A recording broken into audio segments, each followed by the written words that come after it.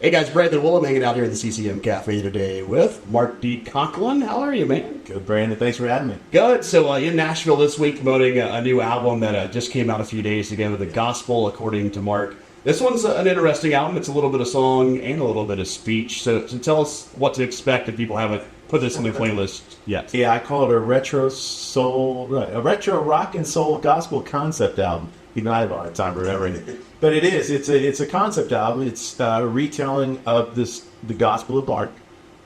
You know, I was named after the gospel writer, so it worked out pretty well for me. 12 stories from the gospel, 12 vignettes, narrated by the legendary Gloria Gaynor. And then the songs act as sort of commentary on those scripture narrations. So they're sort of like reflections of the song.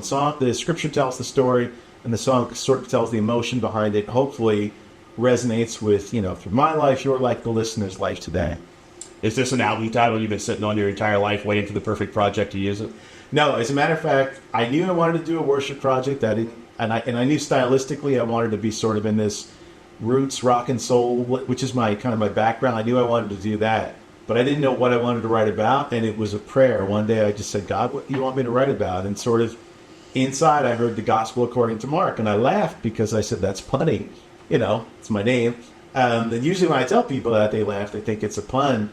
But it was only after more kind of thought where I thought, no, wait a minute. Maybe we can actually kind of find a way to tell the gospel stories and bring people closer to stories that maybe they've heard 1,000 times, or maybe they've never heard before. Maybe they'll hear them for the first time.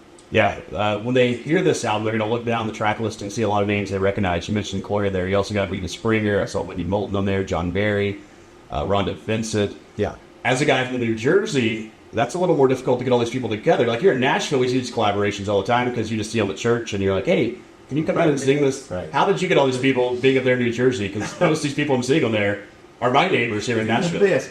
Well, we did record here in Nashville. So the album was recorded here. We tracked with a band here at a great studio called Watershed Studio. We recorded a lot of the featured artists here. As you said, we have Rita Wilson, of course, with, Ernie Haas and Signature Sound, the McCrary Sisters, the Fisk Jubilee Singers, Fairfield 4. We recorded most of those folks here, and then some of the folks we just did kind of where we could in different places. But I give all the credit to God and Gloria Gaynor, because God, of course, for the inspiration, but once Gloria said yes to the project, that made it, I think, a little bit easier for other people to say, oh, if Gloria's on it, we should be on it too. So I'm really grateful for her. Otherwise, if it was just me asking regular Mark, I don't know if it would get the same love. What's the runtime of this album? 12 songs and 12 commentaries sounds like a long album. It is. It's slightly over an hour. Wow. So I think it's 61 or 2 minutes, something like that. So you do get your money's worth. you do actually get it. But yes, and what's great is the feedback so far has been that people really been able to listen to the album as a complete project. They like going through the story and the song and waiting for the next thing. And that's really great because, everything is so now just single based.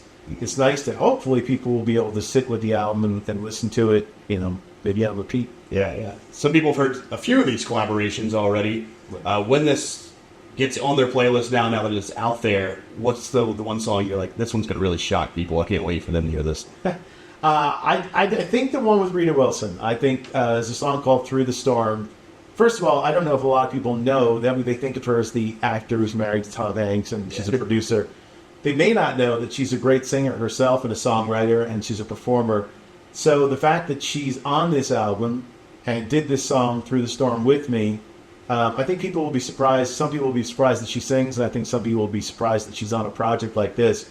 But I remember being in the studio with her and having a really moving conversation about faith and family and how important it is to her. So I was really blessed to have her on this project.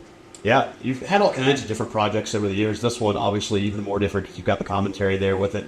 Is this a direction you want to move in the future, or you go back to just putting music and songwriting, or now you have to think about putting something with your songs, each song? I would like to do more like these. I think it's a really, again, a good way to bring the gospel to people and have them hear it maybe in a different way than they've heard it before. So the gospel, maybe there's other books, maybe there's some thoughts about some other books that might be interesting to do that with. I don't know that I'll do that every time now, but I do have intentions of doing more in the future. Yeah. Well, people are going to get to hear this album live if they're in New Jersey. You got to show up there.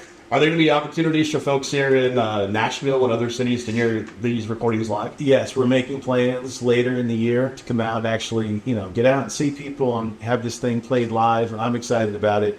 It's fun to play these songs live and to hit people, see how people respond to them. And so far, in the limited, opportunities we've had, it's been really great. Yeah. We talked about all the stuff you've done. One of the things you have done over your career span is you worked there with the Grammy Museum. On the other side of this couch and camera, you had conversations. What's some of those favorite memories you've had over those hundreds of conversations that have been in you? Yes, I've done literally like over, I think, 250 interviews, some in person, some, online. I think for me, the ones that always really stood out were the people who were famous when I was a kid. So I remember like having Philip Bailey from Earth, Wind & Fire, or Dionne Warwick, or Gloria Gaynor, or Mary Wilson from the Supremes. Anybody who, when I was a kid, was famous was a much bigger deal. Probably one of my biggest thrills was on a Monday afternoon. I got to interview Sting online, and I wore my MTV T-shirt because I know Sting wants his MTV. And I remember thinking like, it's Monday, I'm home. What'd you do today? I interviewed Sting. That was pretty cool.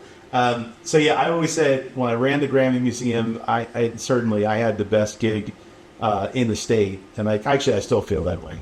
The album's out there now, streaming on Spotify, Apple Music, all that stuff, and I think that's all in physical copies. Yes, if you go to markgospel.com, you can get physical copies of the CD. You can see behind-the-scenes footage, lyric videos, interviews with the artists. I interviewed a lot of the featured artists. So come join us at markgospel.com, get on the mailing list, and you'll be able to check all that out. And had they pre-ordered that physical copy, they could have got it for $5. What's it going to cost them now? This week, for the first week, we're gonna extend that offer. We've extended it to $5. Right. So if you go to markgospel.com, if you're watching this in the first week, if you're watching a month from now, it'll be different. But if you're watching it sort of now, it will be $5 only. So it's a chance to really support the music, and you can buy 4 of them, and you can give them out to your friends for Christmas stocking stuffers. This is a great way to get in now, early. All right, good stream of the gospel according to Mark out there now.